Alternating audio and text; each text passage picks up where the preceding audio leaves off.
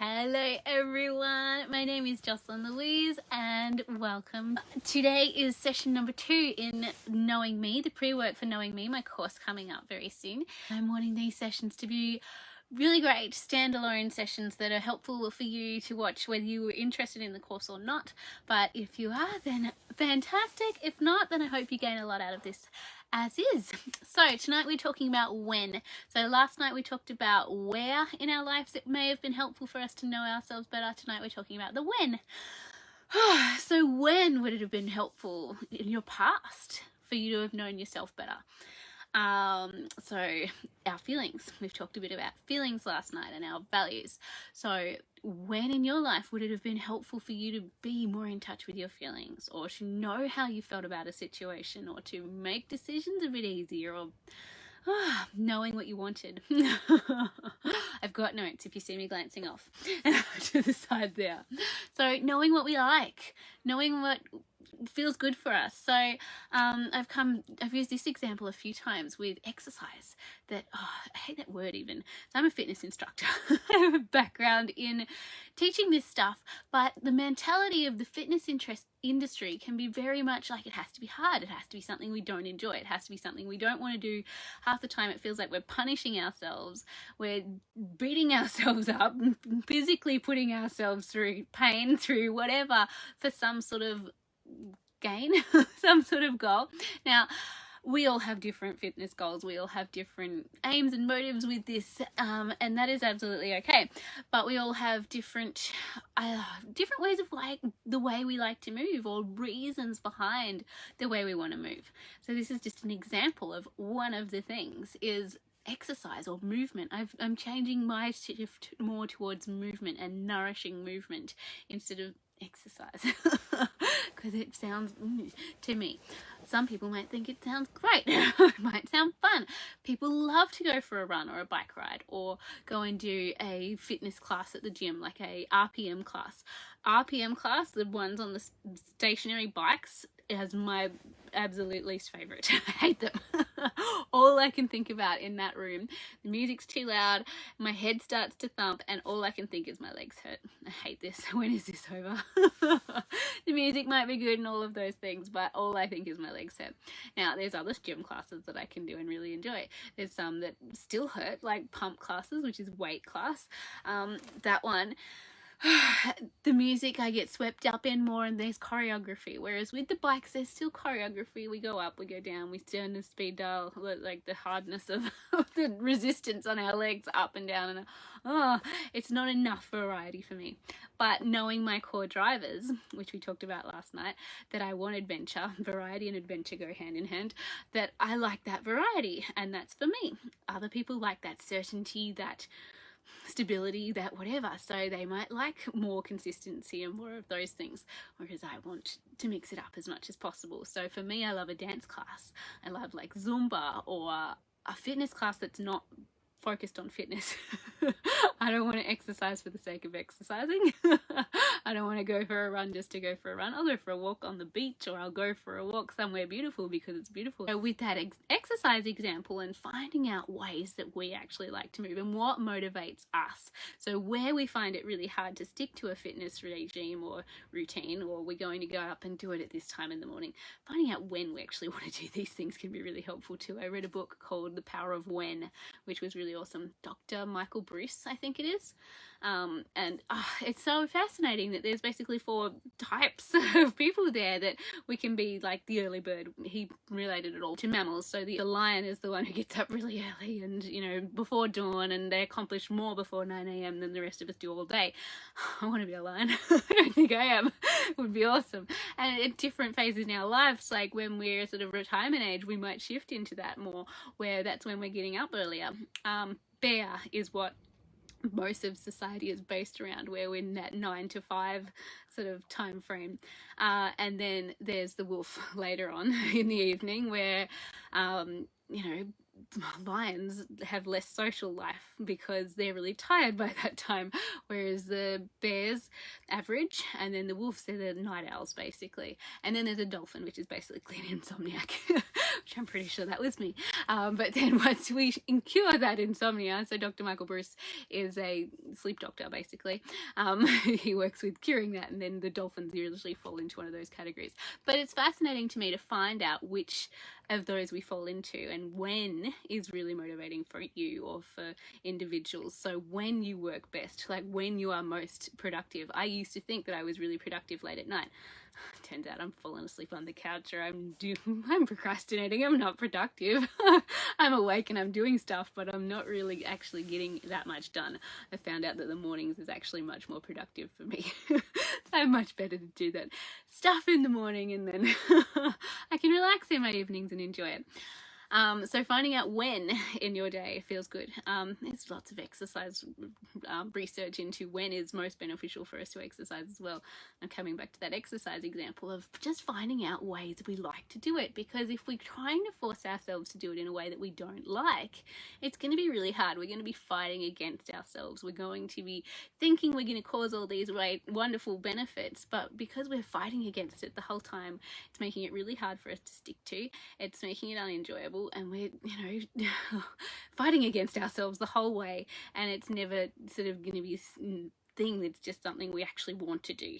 So it's, let's find ways of actually liking doing it. So I like to look at things like, do you want to do it on your own? And that's my me time. And I like to do that as a mindfulness activity, or I love to go for a run and, get it out, or I want to box or punch a punching bag, or go and do a martial arts class, or if you're really competitive, having that, or if you want to work with other people and you find that motivating, like watching a DVD at home for me isn't super motivating, but going to the gym and being wrapped up in that energy is, or being out in nature, doing a dance class or a class where there's more choreography and more to focus on, that lights me up. Whereas my hubby, he's, he can focus, he can go and do his stuff on his own.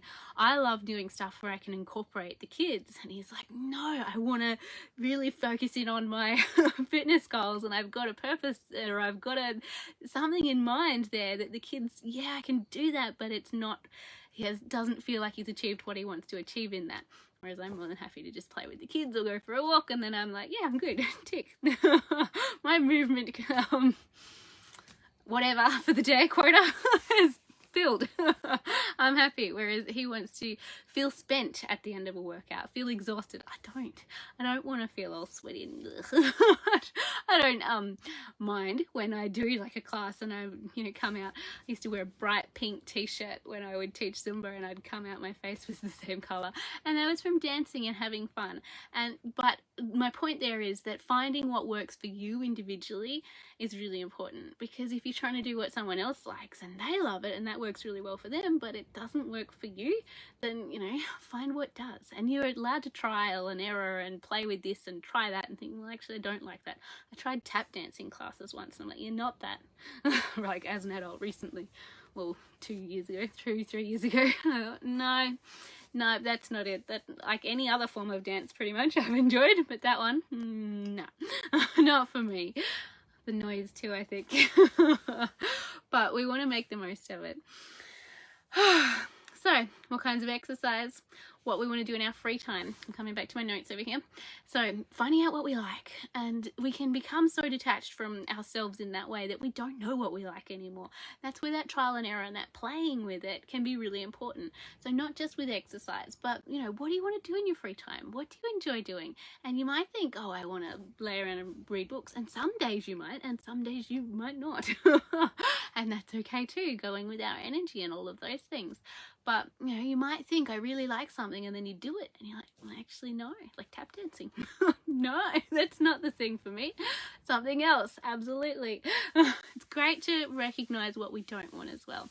I think it's good when we can sort of cross a couple of things off our list in that way. We don't want to focus on the things we don't want. We want to focus on what we do want.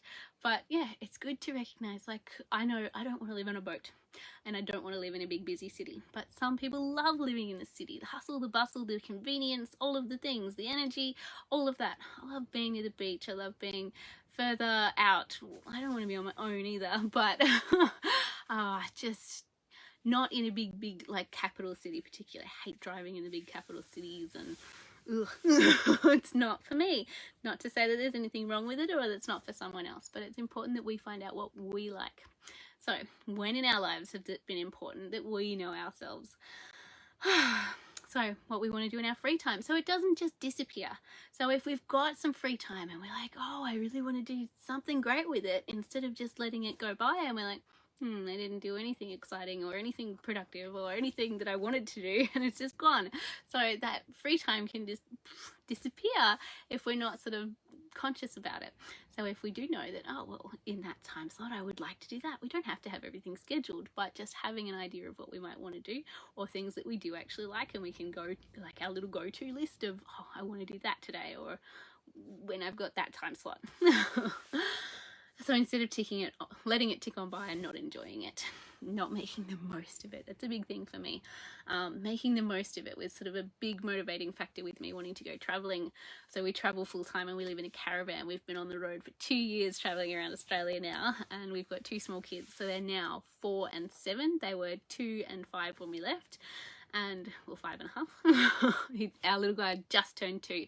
And for me, it was a huge motivating factor that I don't want to wait any longer. I don't want to wait another 2-4 years or more. I want to make the most of it while they're little. So that was a big thing for me, making the most of our time, and especially when our children are little and all of those. Big thing for me. A lot of people would hate doing it with little kids and want to wait and do it when they're older or when they can do whatever else they want to do. For me, that's my motivating factor. So it's important that we recognize that and know that too. So we can be more present. So, you know, the productive thing or not. We don't have to be productive all the time, but if we've got that time slot, like, for example, when the kids are at school and we want to get stuff done in that time can go so fast. So if we're not conscious about what we actually want to get done in that time, or whether it's something we're enjoying and something we're just doing because we enjoy it, or something we want to get done and be productive, then it's sort of bringing some awareness to what that actually is for us. So when else is it helpful to know ourselves and know what we want and all of those things? Making decisions. I talked about that one a bit yesterday. To live in line with our values. I talked about that one quite a bit yesterday.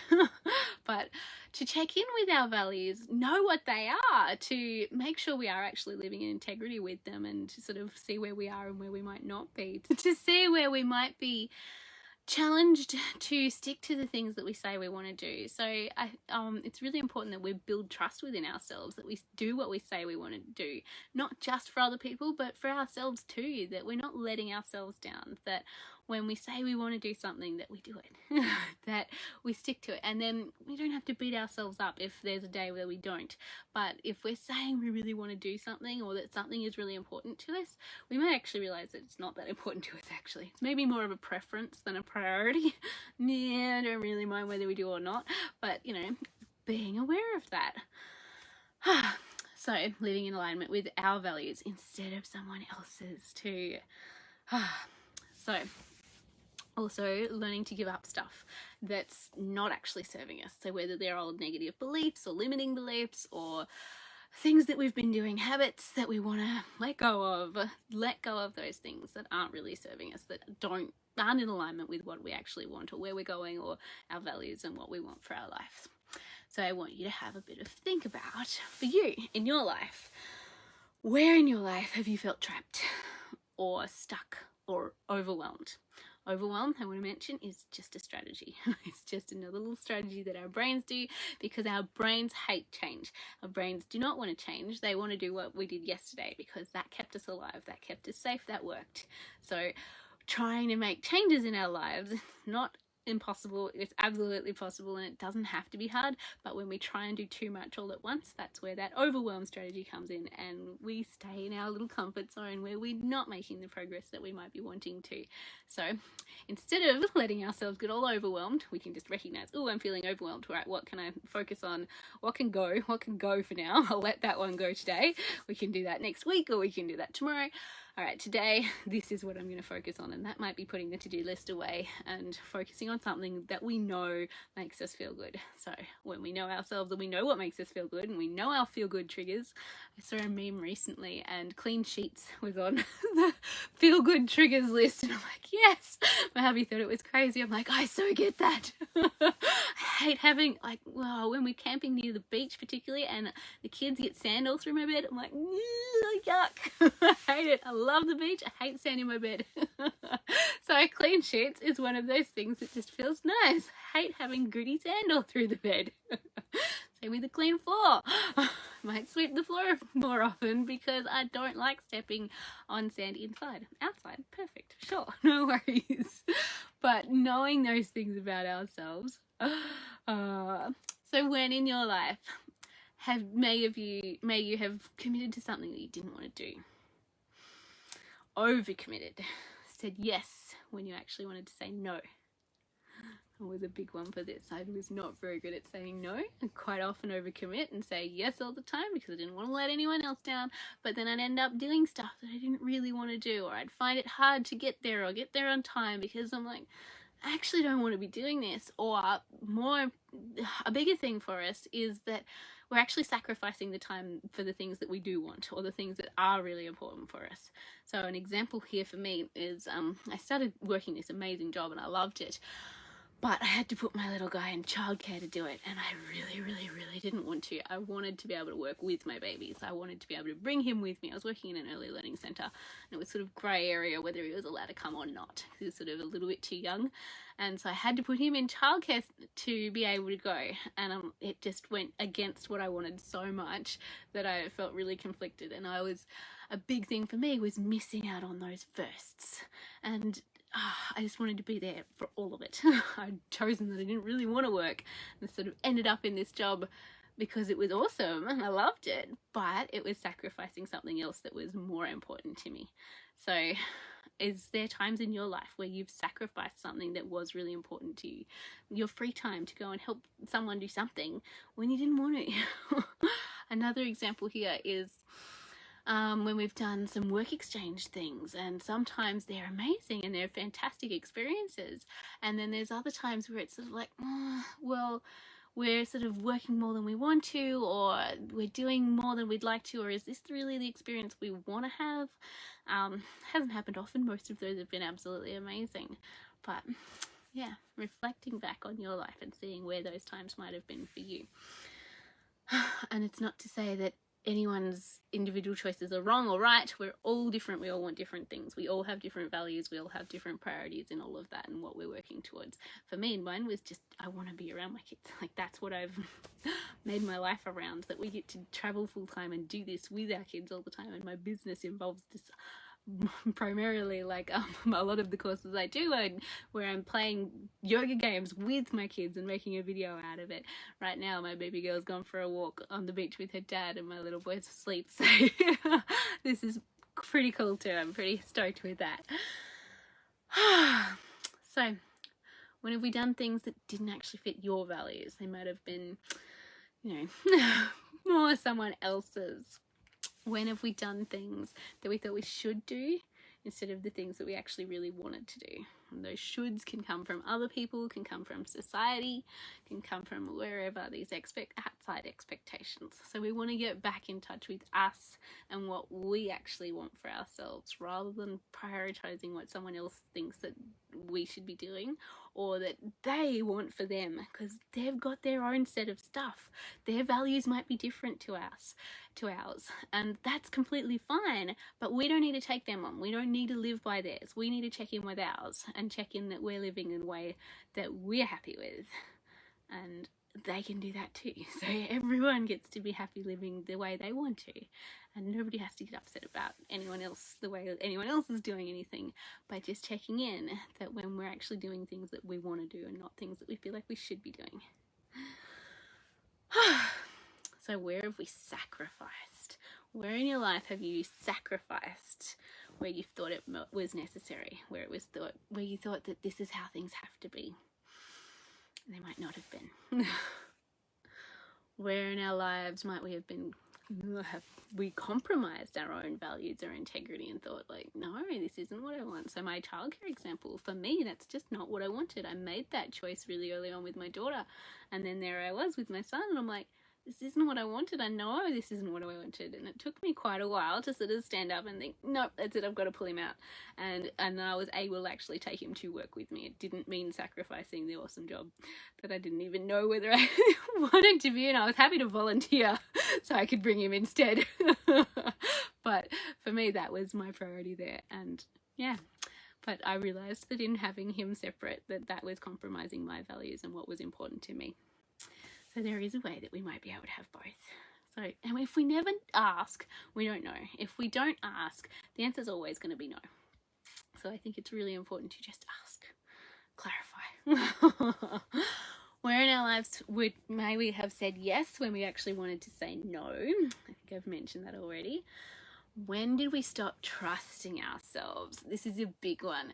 And stop trusting our intuition and our desires. So looking at what we want and trusting that and being okay with that.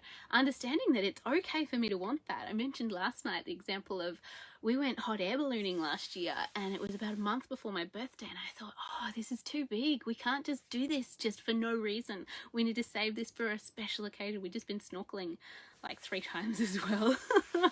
I wanted to do all the things because we could, and we were Great Barrier Reef, we were up near Cairns, it was amazing. There's all these incredible things we could do. All the snorkel tours sounded amazing, and I just wanted to do them all. So we did 3 of them. We bought a 3 reef pass, and it was incredible, and I loved every single one apart from getting sick on the further boat rides. But my seasickness has gotten a lot better too, actually. Hubby seems to have gotten worse. But when we're prepared with all the little things, the ginger tablets and these little sea bands that work on our pressure points, we've learned all these little things that can help. I still don't want to live on a boat or go on a big long cruise. But recognizing that is great. But when we went on that hot air balloon ride, it was like, oh, this is big. Are we allowed to do this? Am I allowed to want this? Am I allowed to want this much? We just booked a 3 reef pass, and now we're going to go hot air ballooning as well. I'm like, am I allowed to want this much? Yeah, I am. I'm being okay with that. Realizing that, hang on, who's telling me I'm not allowed to have this? Me. I was the only one saying, can't spend all this money all at once and do all these things for no particular reason. No, this thing has been on my vision board for years. This is something I've been wanting for a really long time. I'm allowed to want it. I'm allowed to have it. I'm allowed to do it. And being okay with our desires and not thinking that we're going to turn into a spoilt brat or whatever we tell ourselves, whatever that messaging is, that, you know, if I get all these things that I want, or I'm a spoilt brat if I want it. It's not required. It's not required for us to be whatever to have what we want. We're allowed to still be us and still be great and still be grateful and really appreciate it and have an amazing time and get what we want and more. It's incredible. So I've lost point on my thing. Trusting ourselves, our intuition, so our gut instincts. We've been taught to ignore them for such a long time. There's been so many times in my life where I've ignored my gut instinct, and sometimes it's been fine, but sometimes it's like, I knew it. We need to get back in touch with that. It's there for a reason. It protects us. It keeps us safe. And trusting ourselves, that's by doing the little things, keeping our word to ourselves, doing what we say we're going to do when we say we're going to do it, eating the way we say we're going to eat, rather than sort of, nobody will know if I don't. You will. You will know. I will know if I don't do the things that I've said I want to, if I don't stick to those things, if we don't live by our values or live in integrity. We're breaking trust with ourselves, and I've been a big one for this. It took me a long time to get back in there, and I'm still today I wanted chocolate so bad. I can't go back into the shops. We've been doing a gut healing program for 18 months where we have had nothing processed, nothing with sugar in it, for 18 months. No chocolate, no potatoes, no pasta, no rice. And today I was so tempted to buy like dairy milk chocolate, not any kind of healthy chocolate, raspberry bullets chocolate coated raspberry lollies or dairy milk chocolate. The caramel was looking pretty good too. I'm like, just get me out of the shops. Don't let me back in there. Oh my gosh. Because if I had have compromised that at this point, that would be really going against what I want and what I value and what I believe in. So it's breaking trust with myself, and I don't want to do that. So even though it was really hard today, I managed to say no and to stick with what I wanted and get out of the shops. So, but have there been times like that for you where you're feeling crap and you just return to food because it's a pattern or because it's what we're used to or because whatever, where it's a comfort thing? For me, it's a suppressant. I realized why I wanted the food. It's because I don't want to feel the feelings that I was feeling. I'm like, no, I just want to shove some chocolate in my mouth and not feel it and just make it go away. I've had a few tears instead. And that's okay. I talked about that a bit more last night as well, about our feelings and how they serve a purpose, and we need that release sometimes. Sometimes those tears are coming up for a reason, and it's okay. It's all okay. It's all human. It's all normal. We're not broken because we feel whatever we feel.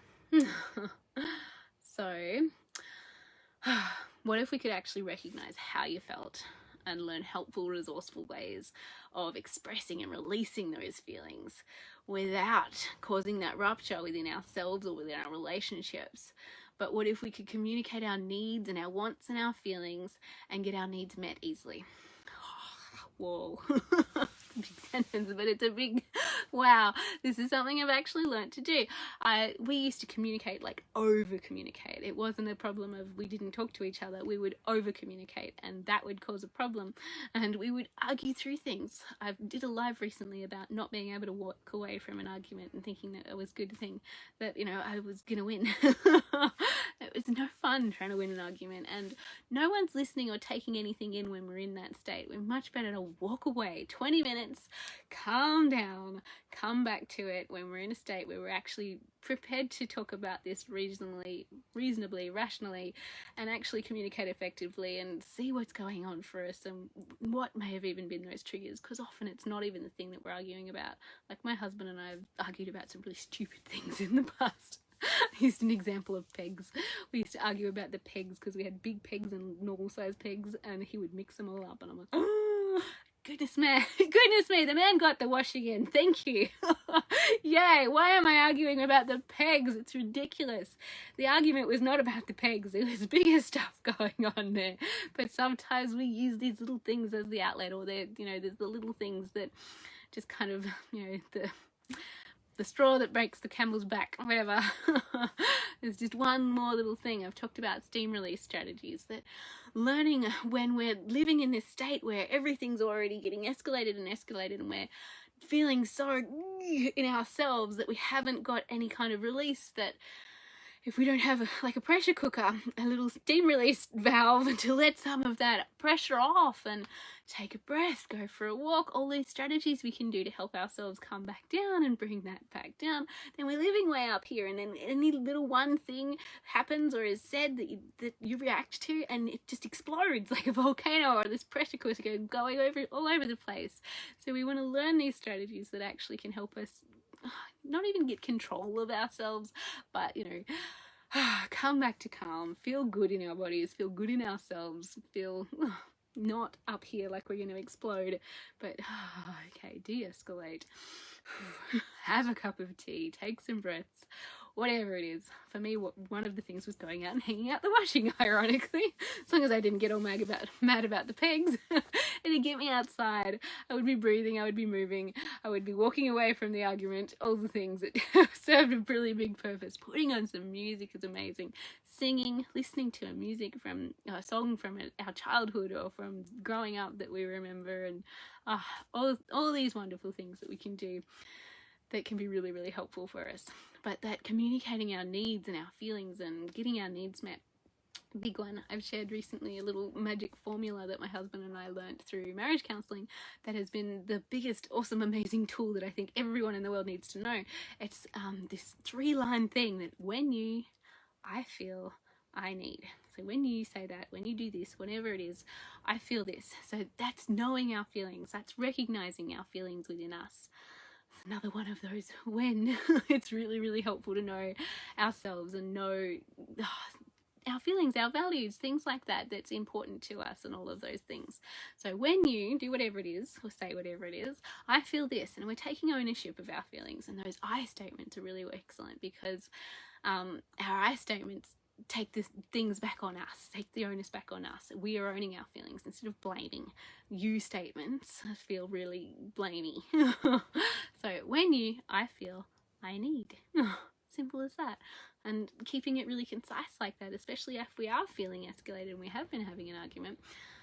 Amazing. Effective communication. We can get our needs met, and we can communicate our feelings. We can recognize our feelings, which is a really big thing. And we're allowed to feel all of the different feelings, all of them. There's a whole rainbow of them. There's more than the ones that we talk about often, or the ones we are allowed. So much there. So, when would you like to know yourself better? Your feelings, your values, your core drivers.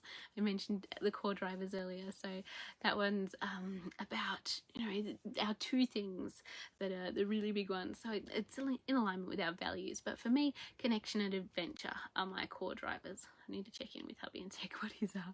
I know his were to do with certainty and security or safety, whereas mine's like, no, we'll figure it out as we go. I want that adventure. I want that, we'll handle it.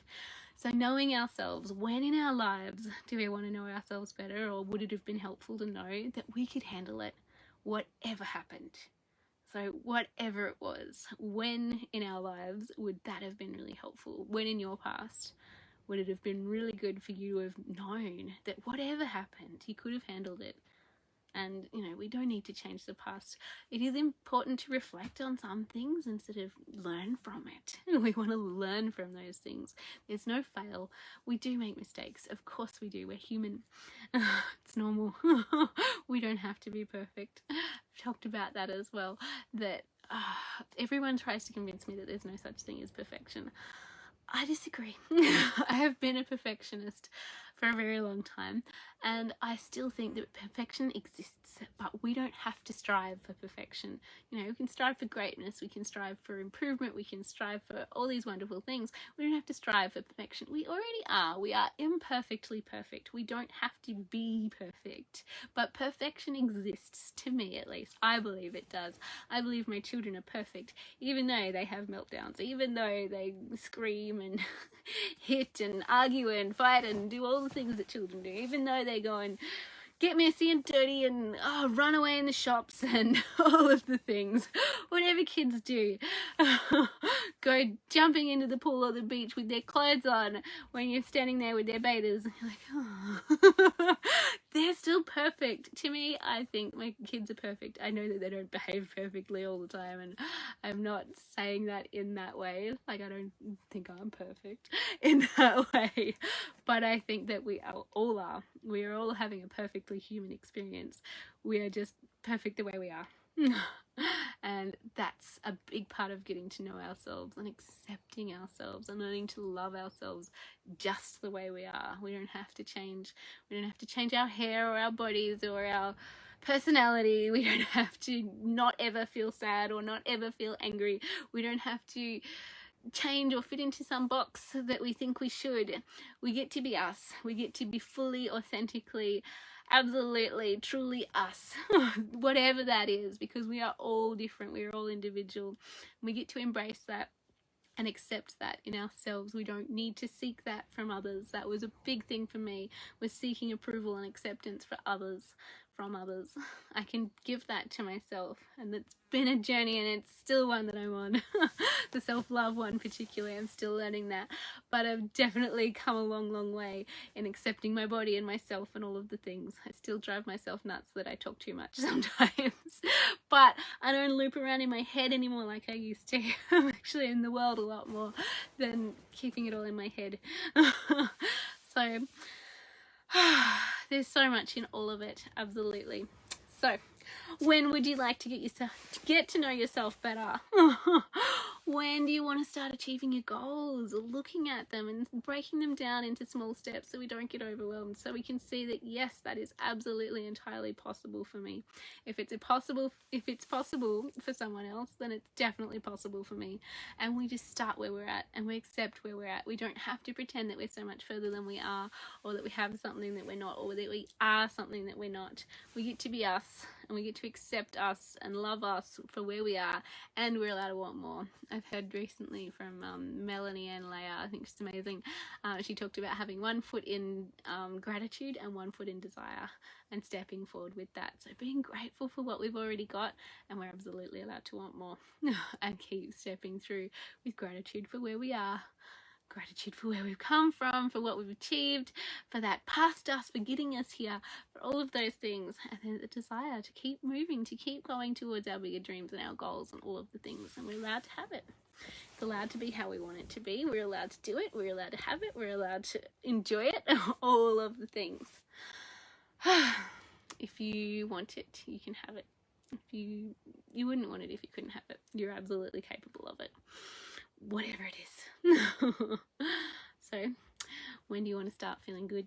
Because we can do little things every single day to feel good. Our circumstances can be absolutely crap, can be totally rubbish. The last couple of days I've not been feeling good all the time, no way, but I've definitely had moments every day where I've felt good about myself. Felt good where I am, what I'm doing. Not when I wanted chocolate, wanted to get out of there. But all good. I don't want the chocolate right now. I'm good again. Feeling good again. But when do you want to start feeling good? When do you want to start feeling good about yourself, about your body, about your life, about where you are, about where you've been, about where you're going? When do I want to start living the life of my dreams? When do you want to start living the life of your dreams? And you can be continually walking towards this, and you can refine it and change it and play with it, and it can morph as you go. You might, as I said, trial and error, play with it. You might get to somewhere and think, I don't want that. Change, shift direction. It's okay. You're absolutely allowed to. You might start working towards something and think, no, this isn't what I want. This isn't as important to me as I thought it was. It's a preference, not a priority. It's no, actually, I want something else now, or I want something better, or whatever it is. That's okay too. When do I want to start taking the actions that I know I already need or want to take to achieve and have the things that I want? When for you? For me, it started about 5 years ago. Got pretty serious 3 years ago. We left traveling 2 years ago. And it's still a journey, but I'm loving it. And it changes. Like, at some point, yes, I think we probably would like to settle down on a property, but we're nowhere near that stage yet, or working out how we would achieve that or do that, or where it would be, or all of the things are exactly what we want it to be. But, the more we play with it, the more we sort of feel into it and see what that actually looks like and feels like for us, then great. The clearer we get on it and all of the things. We're allowed to do it. We're allowed to have it. I'm not ready to stop traveling yet, but we're having another baby in October, so we got to figure that part out. So we'll be stopping for at least a little while then. So that's pretty much what I have to say about the when. When in our lives would you, do you want to start knowing yourself better? Start living the way you want to, instead of how someone else thinks you should. These all go together really well. If you haven't checked out my live from last night, please do. So the where, last night was all about the where, tonight is the when, and tomorrow night is the why. So I'll be back live again tomorrow night at 8 o'clock to talk about the why we want to get to know ourselves better and how these all link together as well. And if you are ready to come and start getting to know yourself better, then please come and join me for my course, Knowing Me. We start on the 15th of June. It's 8 weeks group coaching. You get weekly live Zoom calls with me and a group of amazing, beautiful people on the same journey. And you'll get a one-on-one coaching call, and it is $88 for the whole thing. You can also upgrade to Voxer Support, which is where you can voice and text message me as much as you want over those whole 8 weeks. So that would be total course and Voxer Support is $144. I will drop the links in below if you are keen. Feel free to message me with any of your questions, and yeah, I hope this has been helpful for you. There's quite a few points to reflect back on there, and so you're welcome to note them down, go back and reflect and journal and see what you come up with. Please share them with me if you feel like it. I would love to hear from you, and I hope you have an amazing night, and I'll see you again tomorrow. Thanks so much, everyone. Bye. Thanks so much for watching, everyone, and if you would like to continue the conversation, please come and find me over on Facebook under Jocelyn Louise, or of course don't forget to like and subscribe. If you are interested in the course Knowing Me, we start on June 15, 2021, and it is run inside a private Facebook group, but you will also get access to a Dropbox option, so all the options available, payment plans available as well. If you have any questions, please do reach out, and I look forward to connecting with you soon. Thanks so much. Bye.